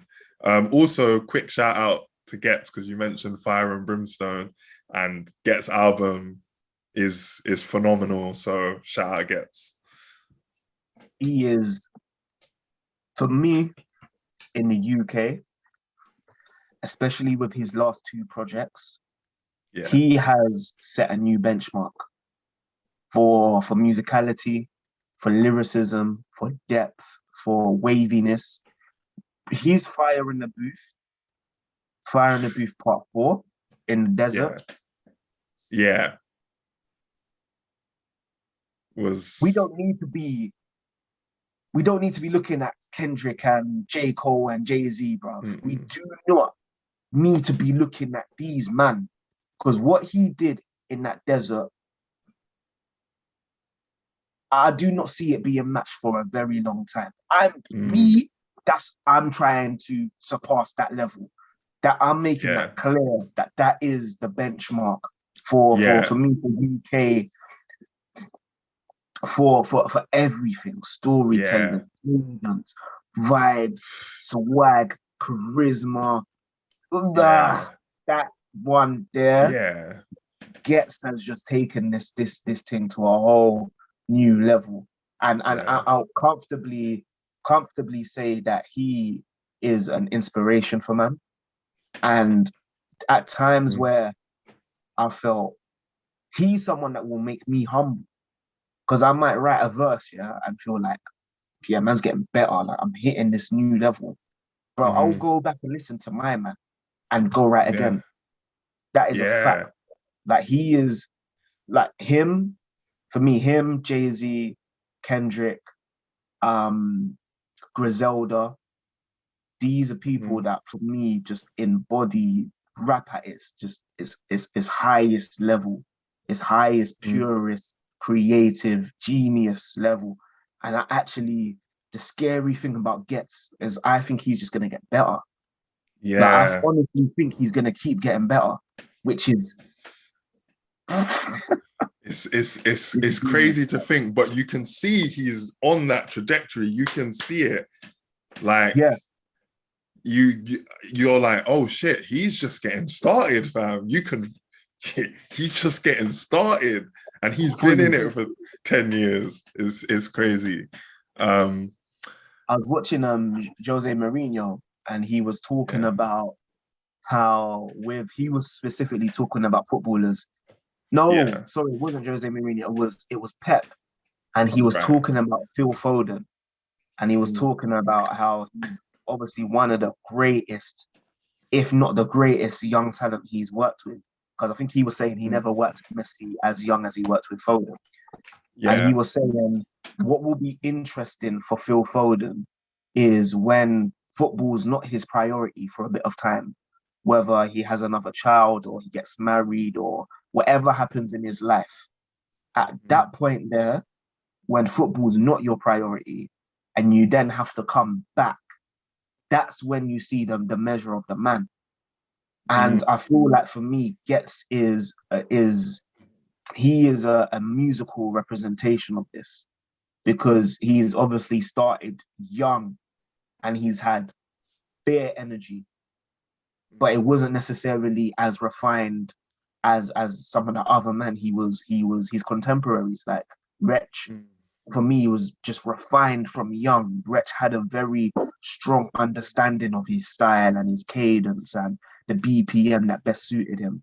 But what's happened is Gets has obviously gone through life, made music, he's had children, he's experienced, like he's spoken about, losing close friends. He's obviously done little time here and there and seen people fall off, seen people pass away. But he's maintained, and he's come back like 2.0, 3.0, leveled up. So this thing is about longevity, bro. Definitely. For real, like man. The music, sorry, I know I'm popping off, but like the music Jay-Z, it's cool. Jay-Z, the music he makes that's a grown man, you know? Like a youth can't rap like Jay-Z. Like unless you're just mature on another level, you're not gonna have an 18-year-old saying some of these things. Like, it just is what it is. And that's no condemnation, but growth is necessary. Like, it is very necessary to the quality of your outputs. Like, for yourself, you've had to go through certain things to even be able to ask me certain questions, or you wouldn't have that depth. Like, it's just a fact. Like, some of Oprah, when I watch her interviews, the level of depth is because she's been through certain things. So depth is key, growth is key, man. Is beautiful to see. And I pray to the Most High that the both of we just keep growing. It's just gonna bring more powers, bro, for real. Bro, man. Amen to that, brother. Amen to that. As part of your growth, I noticed that you were shutting down a live show not too long ago. I saw it on IG, and you know, I was really happy. I was really happy to see that you were shutting it down and doing live performances, because I feel like having just started like spitting bars and putting them on Instagram myself, I watched you do the live performance and I was like, rah, that is sick. Like, I was just like, yeah, man. And it looked sick as well, like you were shutting it down. But I also understood how difficult that would be from the number of times that even just filming by myself, I have to redo the lines, or in the studio when you're recording your bars and you miss a bar and you have to start again, or you're like, oh, I didn't get the cadence right this time, or, you know, all the little things that you do when you have time and no pressure necessarily of like people around you, like there is with a performance. So what was the experience like going into that? Because I'm not sure if that was your first performance or like live show or not. And I guess the other caveat that I want to add to that too is, you know, if the crowd didn't know all your bars before, what's it like bringing a crowd on side when they don't necessarily know all your music like that? Yeah, what's that like? Bro. Okay, so I'm gonna try and answer that question chronologically. So no, it wasn't my first show. I've probably done about 5 shows in total. I probably did my first show with Byron. You obviously you went to Sick. uni with. Shout out Byron. That was at Croydon Clock Tower when we was about 15. I've still got the footage of that, bro. Oh, right, yeah. We were at 15 at Croydon Clock Tower. Oh, none of our voices were mature. GTK, get to know. We were just doing our thing. And then probably you might have to post that, you know. Bro, it's there. It's in the archive. You might have to put that on a little YouTube link. Share that around, like, yeah, documented. Bro, it will definitely come out at some point, bro. And then from there, I've probably done about 5 more shows just sporadically over the year, so never consistently. But what I would say is there is no better feeling personally being on stage, man. Like, there's a lot of things that come close. There's a lot of things, man.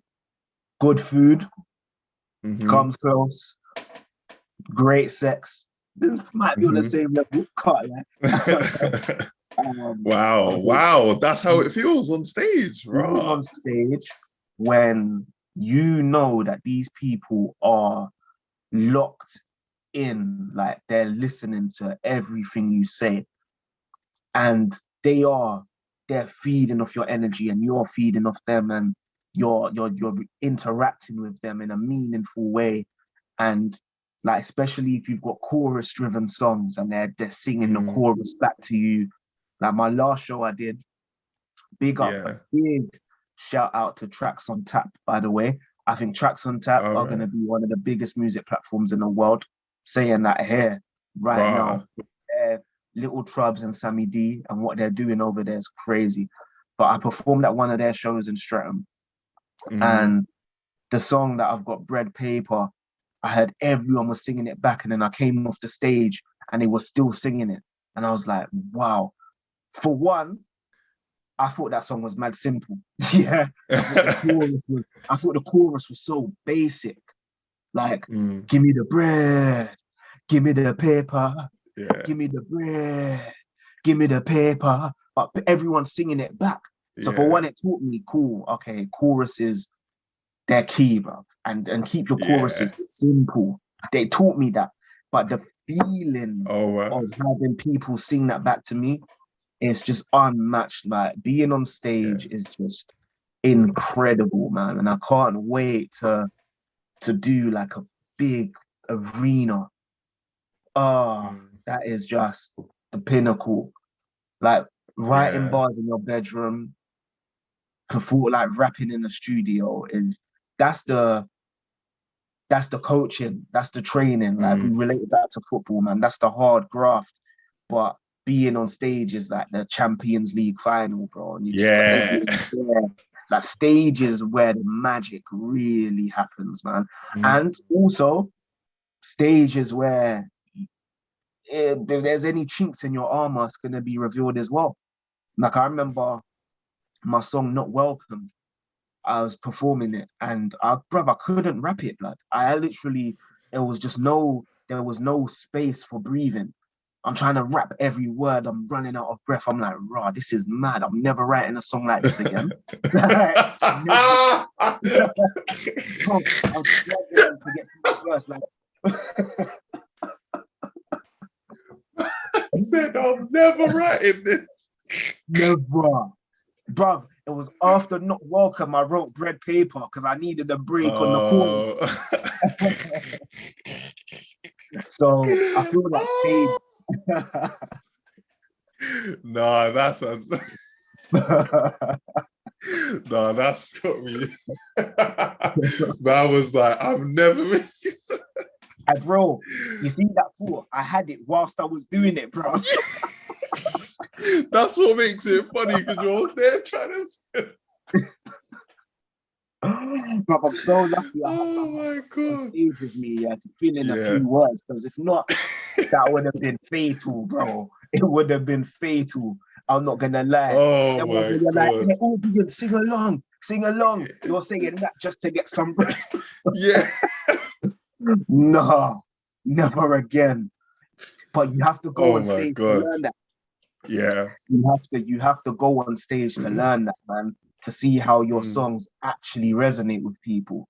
mm, Like it's special, man. Being on stage is such a special experience, man.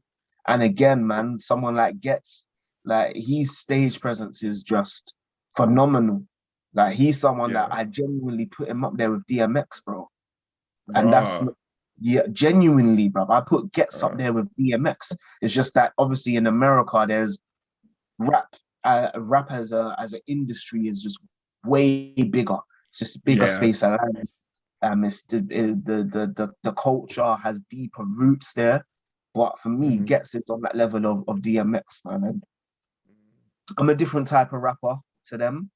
But in terms of having that interaction on stage, that is the blueprint.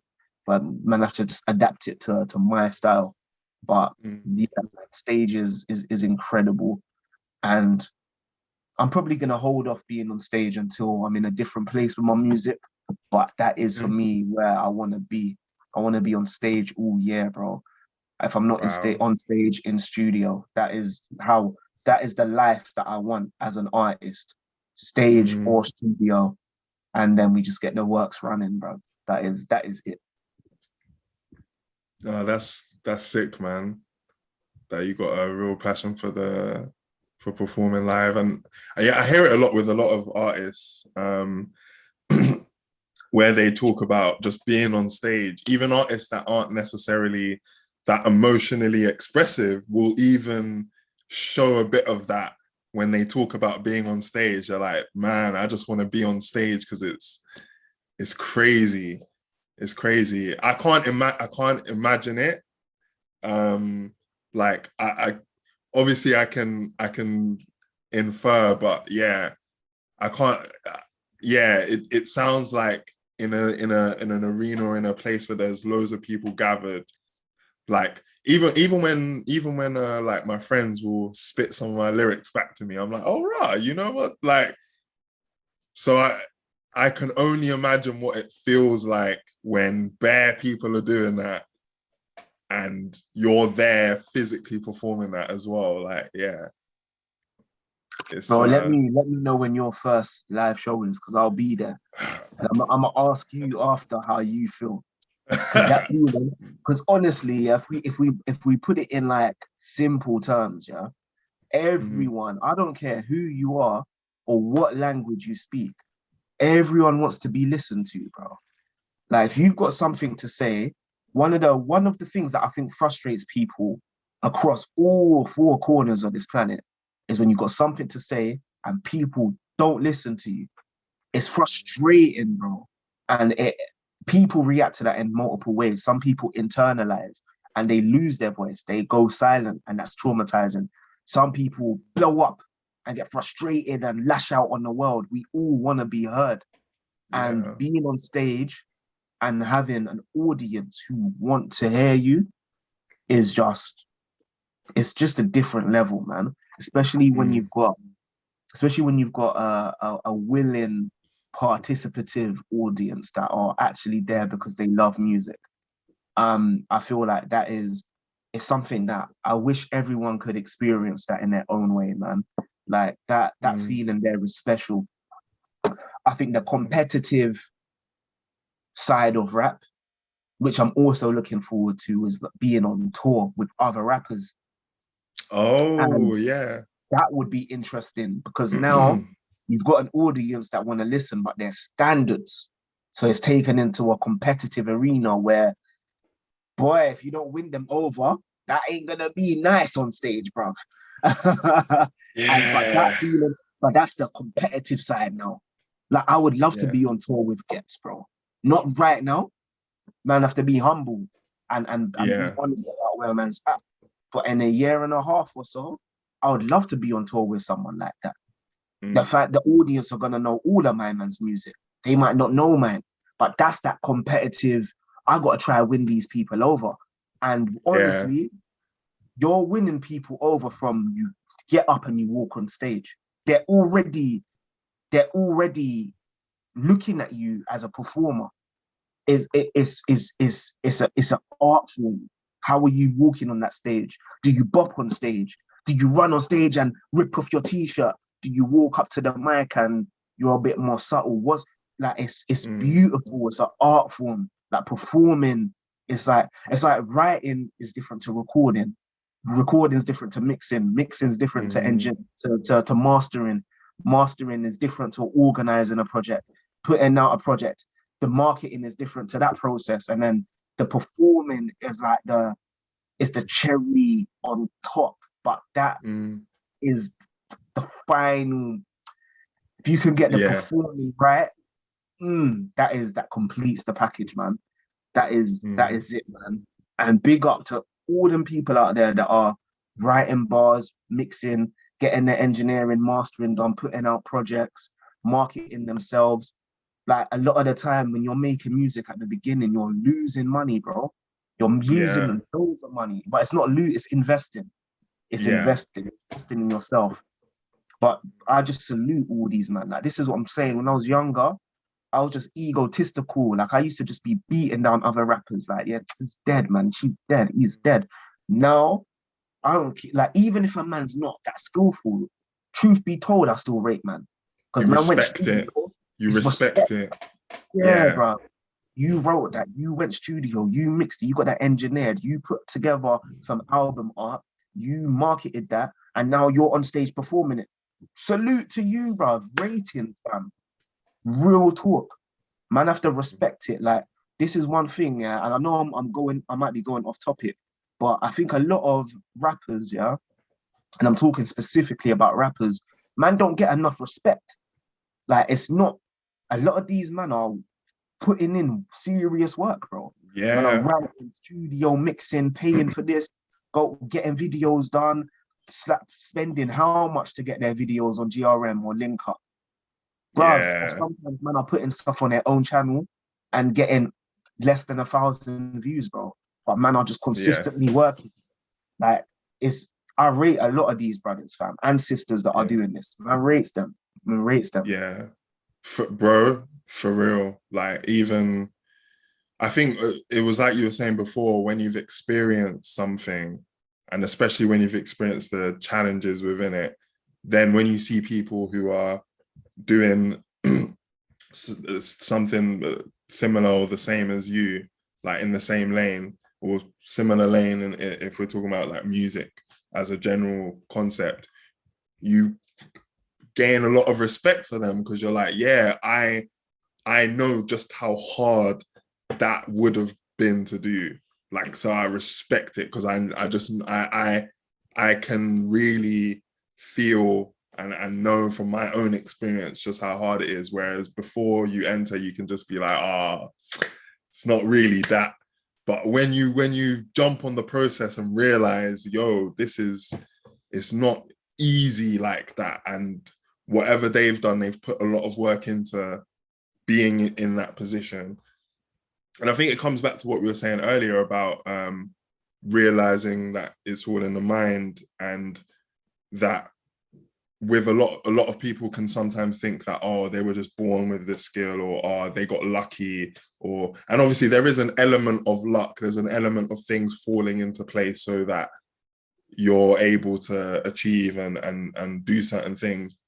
But ultimately it is down to how your mind is programmed and geared, and how you relate to what it is you're trying to achieve, and what you believe in that, and then how much of that work and consistency and dedication you're then willing to pour into it, knowing that that will be the end result in your mind. Like, that is the thing. And that's what all the people that are at a position like that have done. That's what they've done. That's what they've all done. They've all tapped in here. So yeah, it's that respect is definitely due for anybody who is putting in that consistent effort, man. 100, man. And we all start from different places as well. So it's just really about respecting the experiences that people are pouring into whatever it is, whatever their craft is. Because some people are coming from a place where they've got maybe the financial resources to go studio or to travel 2 hours to get to a football academy, or to go to private school. Cool, but then they still have to do the work. Some people come from money, but they have no sense of community, brother. Like, I've met people, and I'm sure you have as well, that have gone private school, their family's got money, but they have no sense of family, bro, no sense of community, no kind of sense of their roots. You got people, and maybe this is a more common experience, especially in the hood, or especially in certain deprived urban environments, where we might not have financial resources, but what we do have is community. One hand washes the other, and the strength of each other's experiences. So it's using the tools that you have, and just understanding that your lane is just that, and it is actually your lane. And it's just about pressing on in your lane, and just to an extent just being tunnel visioned, man. Because we don't know, like, the person that you see, like, you put on the maddest pedestal, you're putting them on a pedestal based on maybe certain images and little clips that you've seen on them, but you don't know how they live, bro. Like, this is, me and my brother were talking about this last night, and I'm deviating slightly, but it does help to make the point that we was talking about unity amongst people. And this might be a controversial topic, but man's gonna go there same way. When it comes to me, my identification with other Black people, my immediate response is one of openness and of love and of unity. But at the same time, if your code is completely opposite to my code, which is love, loyalty, respect, and militancy, if you're not on that same code, then there's only so far man can even interact with you, whether you're my shade of skin or not.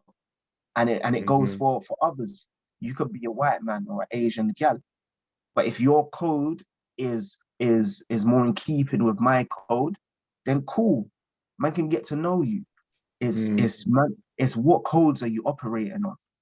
And we come from a real place. I'm assuming that you come from a similar environment to me. I could be wrong, but there's certain codes and of conduct and certain rules that the man then move with.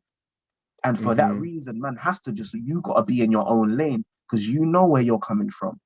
And that is what's gonna be, that is gonna feed into the results of what you do. Because you can't have strong codes, but then you're trying to emulate an next man, but you don't even know what they stand for. So I can't look at another rapper and be like, I can be influenced, but I'm not gonna try and be my man because I don't know how he treats his mother, how he treats his wife, how he treats his kids. Nah, brother.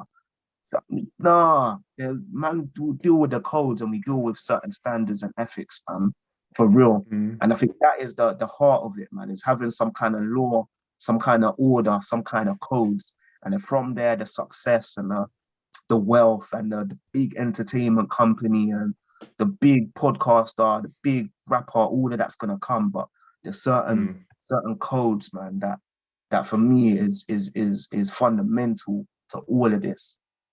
That's what lives on, and literally that is what lives on through your DNA, which is a code, bruv. So even if you want to bring science into it, it's about codes, bruv. I'm not sure if everyone's ready. I'm not sure if I'm ready for that conversation because that's getting real deep, innit? The codes, are they working automatically by themselves? Are we putting something into there ourselves? It's a big question, but I feel the general message, man. I feel you, bro. So we're coming towards the end of the podcast, and I guess I was thinking of talking about this topic a little bit more, but it would be good just to hear your thoughts on it, because I know I mentioned at the beginning that you're a crypto-badman. Man, I see some of your tweets. So like just before I was gonna get into crypto myself, I was seeing your tweets where you were putting like all these different you were tweeting bare stuff about different currencies. And you know what? For a minute I was like, because at first I didn't know what they meant. So I was like, yo, has Senxe been hacked on Twitter? Like, what's going on here? What's going on? This man's been hacked.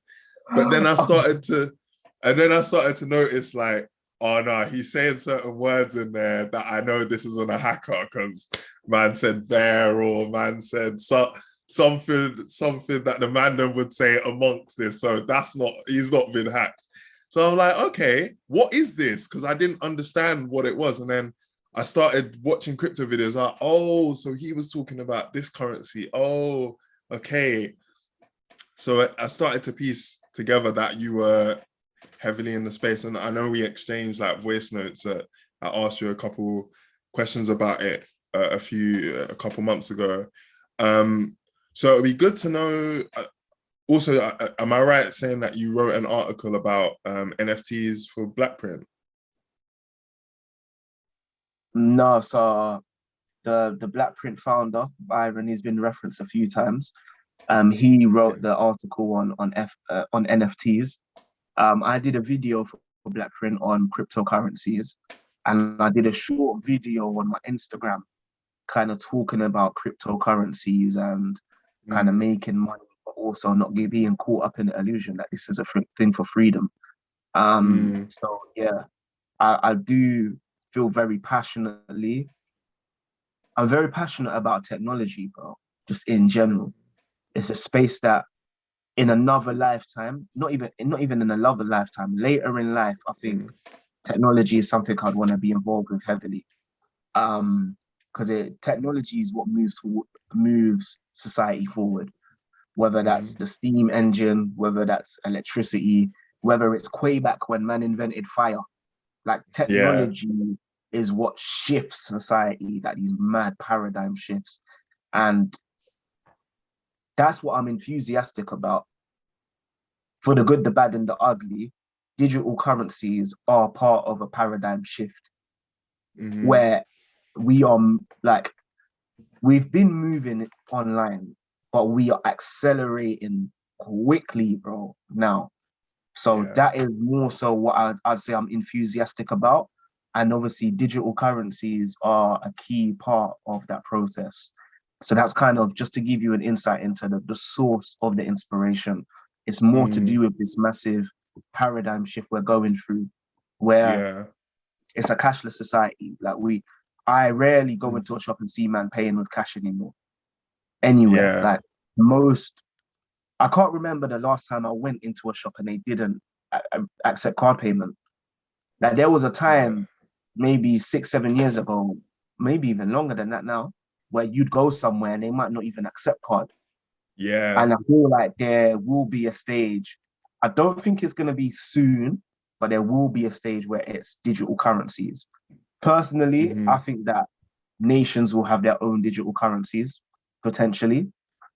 Right. Because Yeah.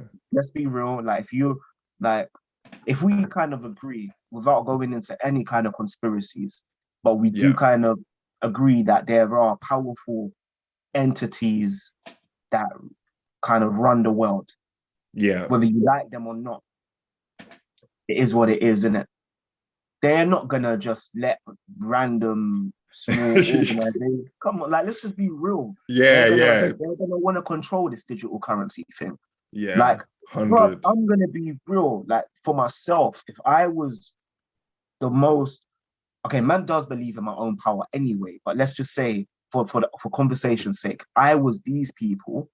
I would want to make sure that we have the best digital currency. If you live in Britain and you want to have a digital currency, cool. You'll use the GBP digital currency.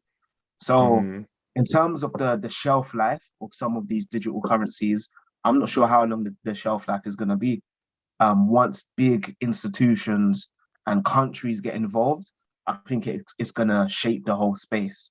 I really think that right now is about shifting public consciousness of digital currencies and digital assets. I think this is that we're at that early stage of innovation. Right. But once do you know what I mean? But once these currencies become like a mainstay and they become more widely popular and used, I think that it's going to be the big players that run things. So to how you use that information is up to you. I think there's money to be made. Make your money before the government and rich people go, yeah, we're squashing that shit now. Boom. Basically. Real talk. Real talk, bro. Yeah.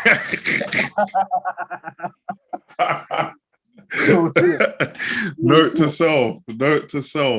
Get Let's that money in and out before they come and squash the whole thing. Bro, you see do you know much about the dot-com bubble of the 90s? I haven't researched it, but I'm aware that a lot of companies got invested into and a lot of them went to zero.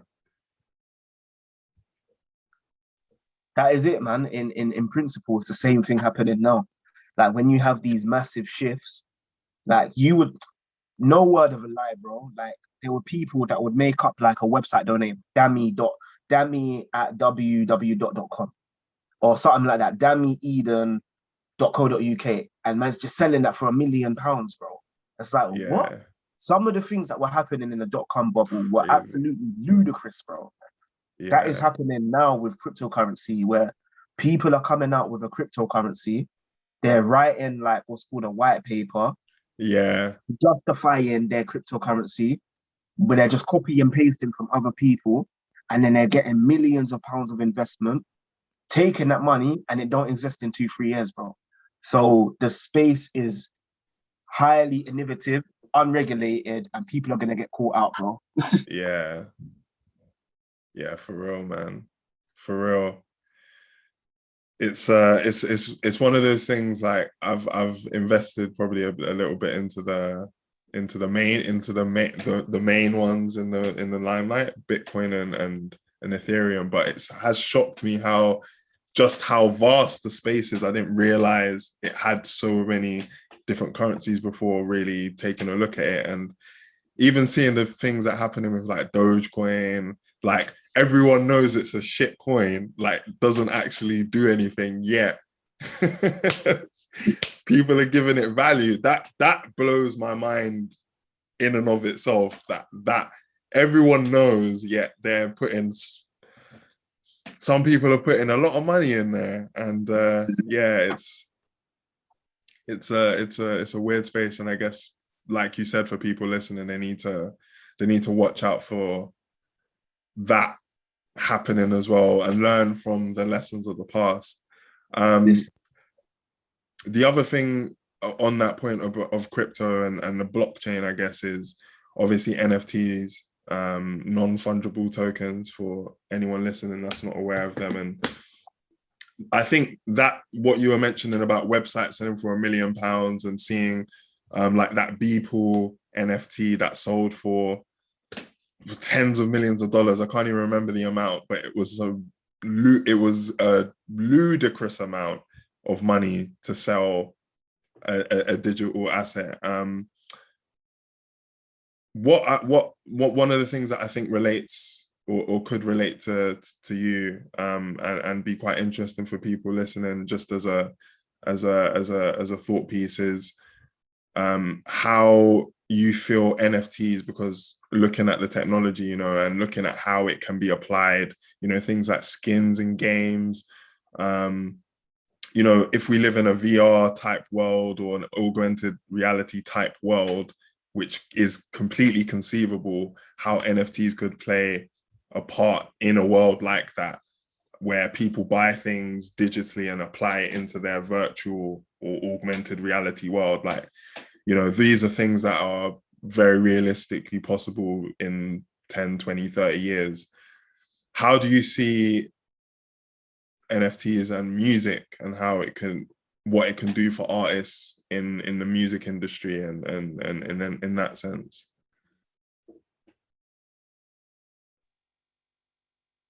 So I kind of have mixed feelings, because on one hand, so let's try and give like a concrete answer, like a concrete example, sorry.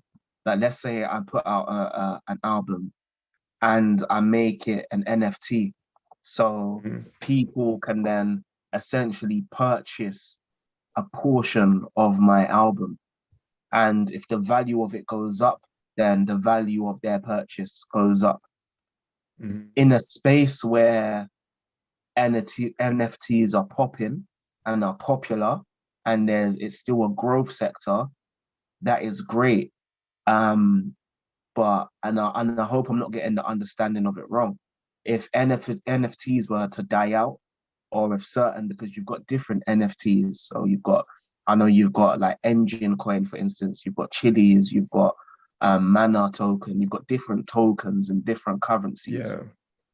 If these are to fall in value, from my understanding, the NFTs themselves are impacted. It's not concrete by itself. So right now, whilst the market is in a growth sector, it sounds good. Longevity wise, I'm not sure is my honest answer, man. And I think artists are gonna try and find new ways to own, and they're gonna use technology, and they should. Because let's be real, man, a lot of people aren't making money from streaming. So if it can be used, I think it's worth trying. But we just need to be careful not to get caught up in a bubble. Like, music is precious to people. You put a lot of time and investment into it. So we just got to be careful with things like NFTs. But I think right now there's opportunity. That is undisputed. Do you reckon it's something that you would look into tapping into with your own work? Potentially. I'll say potentially, man. It's worth playing around with, even just for fun. A short project, maybe 2-3 tracks, do an NFT EP. Yeah, why not? Why not, man? I think technology is to be experimented with, but I'm under no illusions that there might not be longevity, or that there can be crackdowns on cryptocurrencies. I'm under no illusions about that. So for that reason, I'm cautious when it comes to NFTs, and I'm very cautious when it comes to crypto. one of the biggest players in cryptocurrency is oracles.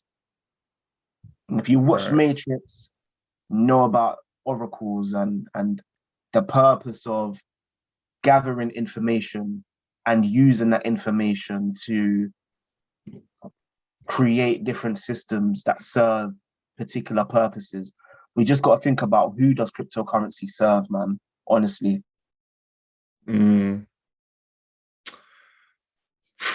Well, that is a question for everyone listening to ponder on. I'm even thinking about it now. Who does it serve? I mean, it's advertised to serve the people. It's advertised to serve the people, the common man who wants to protect their fiat currency and move into a world which is decentralized, right? That's the advert. But if there's a different viewpoint on that, then I guess people can explore it. I'm not sure about decentralization, man. I'm not sure about it. Because essentially people are building the next economic system, and it's a digital one, right? So every time you invest in crypto, me included, we are helping to build these networks, man. And these are interconnected global monetary networks of which everything can be tracked and everything can be traced. So for those people that kind of want to live off the grid and live independently, have their little monies in a night box under the bed, nah, bro, that's not running anymore. Everything is going to be tracked and traced. Man have to see the parallels. Man have to just see the parallels of what is going on and make connections. Just without fear mongering, just take a step back and look at holistically what's happening in law. Cool, we're having things like the Snoopers Charter, where there's new surveillance powers. At the same time, you're having a rise in cryptocurrency. At the same time that we're going in global lockdowns. At the same time as there's crackdowns on the things that you can say and can't say. So good, bad, right, wrong, that's all up for debate. But just take a look at what's going on and be smart. That's all I can say. Boy. No fear mongering. Just take a look at what's going on and connect the dots, man. Boy. I think, yeah, without adding fuel to the fire, everyone listening to that, take a look, man, and I guess make your own judgment for yourselves. But be careful with the crypto and NFT space, because like Sense mentioned earlier, people are paying ridiculous prices for some of these things, and you work hard for your keep. So be careful with it. And then look at everything that's going on around you as well. Track and trace. Boy, it's crazy because I'm actually going to watch the England game like real soon in a bit. And one of the boys can't make it because his track and trace app has told him he needs to self-isolate. So he can't make it. And I was like, rah, I don't even have that on my phone still. I was about to watch Kane slapping some goals, bro. So as we're coming towards the end of the podcast, bro, I've got one last question for you. And I feel like a lot of value is going to be gained by everyone who listens to this. Like, genuinely, bro, I feel like this is going to be one where if you take it in, you're going to be able to ask yourself a lot of questions that I think will be important. But this question I feel like will be really important for you. And that is, what legacy do you want to leave with your music? Like right now, with where you are, musically and where you see yourself being, what do you want your music to say as a legacy?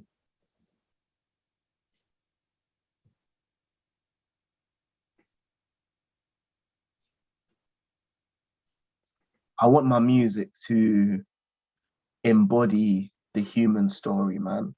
The story of birth and death, the story of growth, the story of lust for life and passion, the story of trials and tribulations, the story of programming and deprogramming, and throughout all of those different subject matters, just having a fun, wavy time. Like I'm committed to having a wavy life, bro. I can't lie. Yeah. As much as we can talk for hours about the biggest and deepest topics, I just want to have fun and I want to have a wavy life. And Yeah. this is why, for me, the mantra is raw music. It's going to be real, it's going to be wavy, and it will stand the test of time, man. Classic music that you can listen to in 10, 15, 20 years and get a real sense of who I am as a person, where I'm coming from, and the potential of all of us if we have a plan and we write our own stories, man. And my story is one of freedom, it's one of liberation, and it's one of militant love. And yeah, just creating wavy classic music for the planet to enjoy. That is it, bro. Beautiful, man. Bro, I love that. That's real, bro. Just want to have a good time despite everything that's going on, and despite the ebb and flow and light and dark of life, to ultimately just come back to having a good time. I resonate with that a lot, and that's where I'm trying to live to, like, live in that, you know, like living in that mindset of having a good time, because to be honest, that's all you can really get out of it, like, really, is to enjoy it as it is, man. Real. Yeah, thanks for jumping on the podcast, bro. I've really enjoyed it, and I feel like I could do this for hours long. If the Euros weren't on, fuck it, we'd make this a 3-hour, whatever it needed to be, podcast, bro. So for the people that are listening and maybe early in your journey, or listening in a few years where you've blown and now they're coming back listening to your old content, where can they find you? Where would you like people to tap into your journey if they want to see it, and yeah, give them that Sweet. direction. So currently it's Sense Music 101 on all platforms. That's spelled Senxe Music 101. That's on. You can find me on Twitter, find me on Instagram, you can find me on YouTube. New music en route. We're gonna take our time to make some classic music, man. So yeah, that's where you can find me. And I'm open, man. Like, comment, like, share, DM me. I love a good conversation. I love collaboration. Like, I'm not solo in this thing at all. I don't believe I've got all the keys, man. I just want to keep learning from everyone and collaborating. So for anyone that is interested, whether that's now June 2021 or whether that's 2025, just shout me. And I'm more than happy to communicate and build with people. If you've watched the podcast or the interview, I don't know what we're calling it, the conversation, if you've watched it, you know there's certain codes that are on display. And if you are coming from that same place, let's connect, man.